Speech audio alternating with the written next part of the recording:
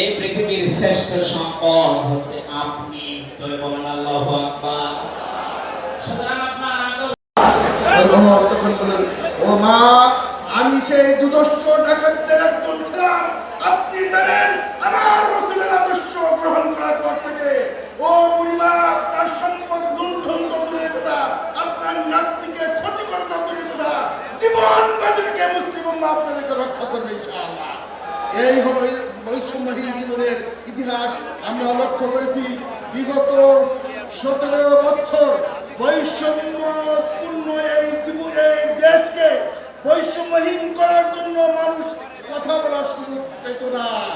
গত 5ই আগস্ট স্বৈরাচার বিরোধী আন্দোলনের আর বিশ্বনবী সাল্লাল্লাহু আলাইহি ওয়াসাল্লাম আল্লাহর বিধান প্রতিষ্ঠার লক্ষ্যে তিনি নির্দেশ দিলেন, আনজুলুন নাসা মানাজিলাহুম, মানুষের যার যার মর্যাদা এস্টাবলিশ করতে হবে।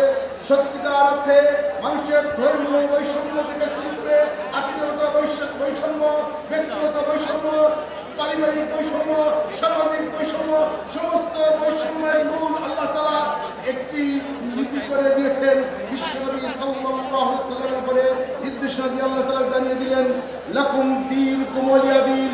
ও মুসলিম সম্প্রদায়, তোমরা তাদের শিরকি বিধান নিয়ে পূর্ণ নিরাপত্তা সহকারে জীবন যাপন করবে, ধর্মীয় আচার অনুষ্ঠান পালন করবে এবং